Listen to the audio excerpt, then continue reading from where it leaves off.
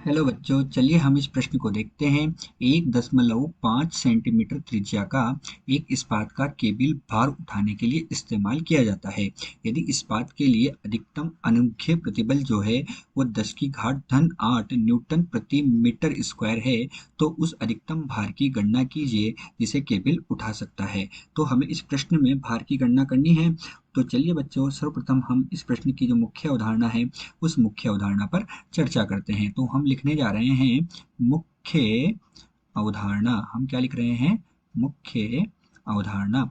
तो इसमें हम देखते हैं कि हमने क्या कर रहे हैं, यहाँ पर धातु की कोई भी एक छड़ का निर्माण कर रहे हैं। मैंने क्या किया, धातु की एक छड़ का निर्माण किया। तो मैं एक ये धातु की छड़ ले रहा हूँ। माना ये एक धातु की छड़ है। ये क्या है? धातु की छड़ है। ये धातु की छड़ को मैंने नाम दे दिया ये पी, और ये क्यू एक धातु की छड़ है। और ये धातु की छड़ जो है, इसका जो अनुप्रस्थ काट क्षेत्रफल है, मैं मान रहा हूँ वो कितना है? इसका अनुप्रस्थ काट क्षेत्रफल ए है। और मैं इस पर कोई भी एक बाह्य बल F आरोपित करता हूं। मैंने इस पर बल F आरोपित किया है। तो धातु की छड़ PQ अनुप्रस्थ काट क्षेत्रफल A और बल AF उस पर आरोपित किया है। तो प्रति एकांक क्षेत्रफल पर लगने वाले बल को ही क्या कहा जाता है? प्रतिबल कहा जाता है। प्रतिबल बराबर क्या होता है? F सदिश बटे ए। प्रतिबल बराबर F सदिश बटे ए होता है। और एकांक क्षेत्रफल पर लगने वाले बल को, अर्थात ए बराबर क्या करना है? क्षेत्रफल को हमें क्या करना है? इकाई करना है, एकांक करना है। तब प्रतिबल जो बल होगा वही क्या हो जाएगा? हमारे पास प्रतिबल हो जाएगा। यही इस प्रश्न की मुख्य अवधारणा है। तो चलिए बच्चों, अब हम प्रश्न को देखते हुए ये देखेंगे कि हमें प्रश्न में क्या क्या दिया हुआ है। तो प्रश्न में हमें देखने पर, ध्यान से देखने पर पता लगता है कि हमें इसकी त्रिज्या जो है वो आर बराबर 1.5 सेंटीमीटर दी हुई है। अर्थात 1.5 गुणे 10⁻2 मीटर दी हुई है। ये तो हमें त्रिज्या का मान दिया हुआ है। इसमें हमें प्रतिबल का मान दिया हुआ है। क्या दिया है?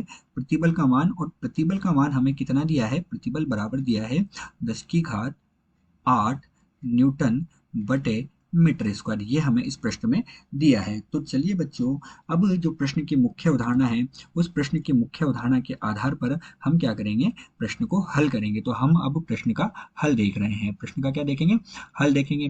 तो हल देखने के लिए हम सबसे पहले क्या करेंगे कि हमें जो प्रतिबल दिया है F बटे ए होता है प्रतिबल, बराबर कितना दिया? 10⁸ दिया हुआ है। ये दिया हुआ है। और हमें इसमें भार ज्ञात करना है। भार ज्ञात करना है, तो भार ज्ञात करने के लिए हम इस पर क्या कर रहे हैं? एक बल F आरोपित कर रहे हैं। तो बल F जो है वही, इसमें जो बल आरोपित किया गया है वही भार के बराबर होगा। अब हम इसमें देख रहे हैं कि हमारे पास जो क्षेत्रफल है उसका मान क्या होगा। तो क्षेत्रफल हमारे पास कितना होगा? पाई गुणा आर का वर्ग। क्योंकि हमारे पास जो ये इस्पात का तार है, ये तार कैसा होगा? वर्गाकार होगा। तो पाई का मान कितना होगा हमारे पास? 3.14। और आर का मान हमें कितना दिया हुआ है? आर का मान दिया है 1.5 गुणे 1.5 गुणे 10⁻2 के स्क्वायर के बराबर हमें क्षेत्रफल का मान मिलेगा।